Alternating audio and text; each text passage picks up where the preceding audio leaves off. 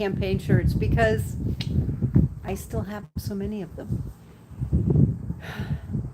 How many of you know who's going to replace your large animal veterinarian when they're gone? When they give up, when they say, I've been doing this for 80 years, I can't do it anymore, I'm done. You don't know, do you? Is it going to be some young veterinarian who comes in who's really ambitious, who wants to work a lot and doesn't get paid very well? Is it going to be some corporation that comes in that takes over, that's going to, remodel the way large animal medicine is done these days?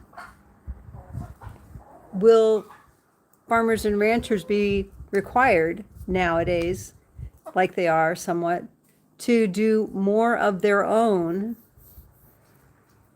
veterinary work?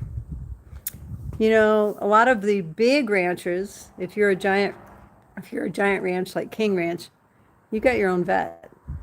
They've hired someone who is there 24/7 doing all the work, has people helping them because they are a big enough corporation to afford that. And some of these other big conglomerate feedlots, they have their own vet as well, but quite frankly, their vet doesn't do most of the work there.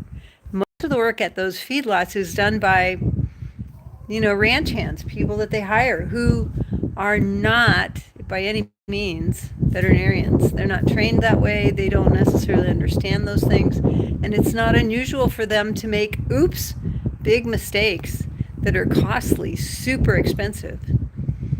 And for those feedlots, those animals are constantly monitored and on some kind of preventative medication, something, because they're so stressed. And it's important to keep their stress levels at the lowest possible because they're also crowded.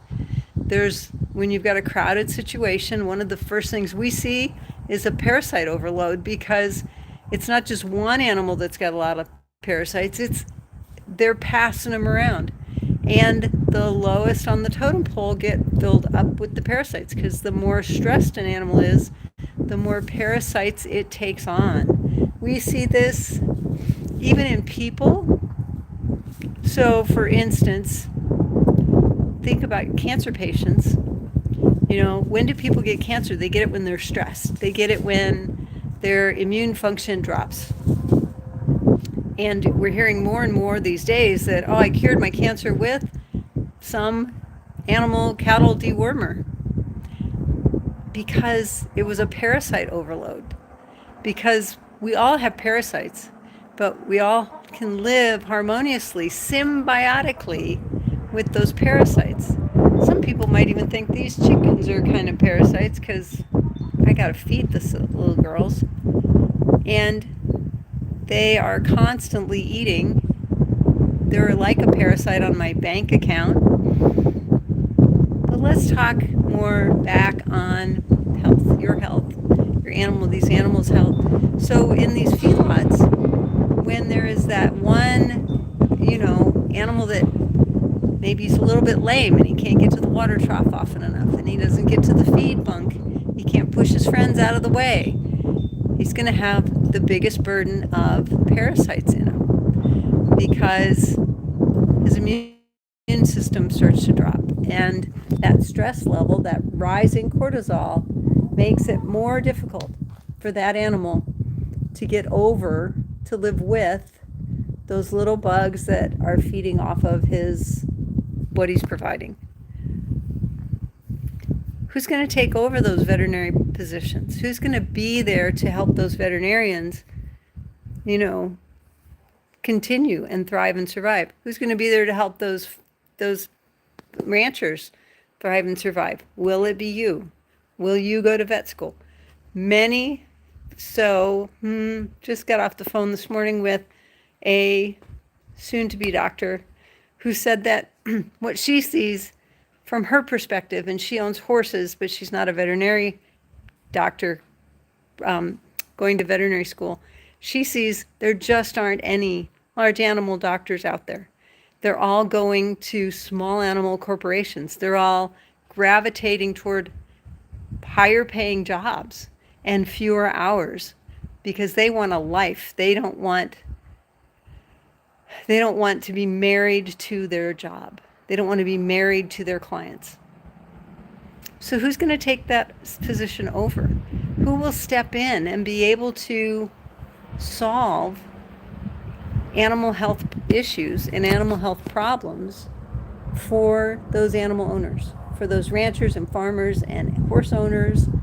And, you know, we have a lot of exotic game ranches out here. Who's going to be able to solve those issues for them? Ask yourself that question. Those are very athletic activities. Those are jobs that require a lot of manpower, a lot of skill, a lot of knowledge, but also a lot of finesse and brute and brawn and ability, agility to get in and out and get out of the way and make sure that things get done so that the veterinarian doesn't get hurt, so that the technicians don't get hurt. If that's the situation that we're in, and our veterinary population in the rural areas is aging, so they are getting older and aging out, who's going to take their place? That's my question to you.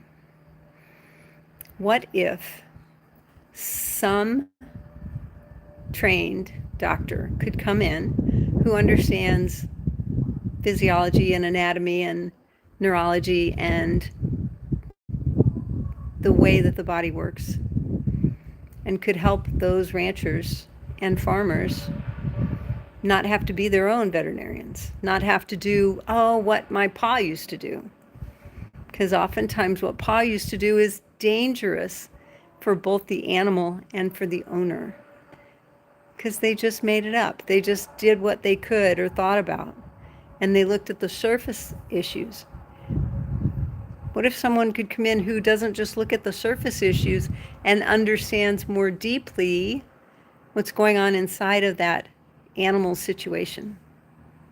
What if there is someone who understands and can make it look like magic, that they can solve and help those animals to solve some of those issues?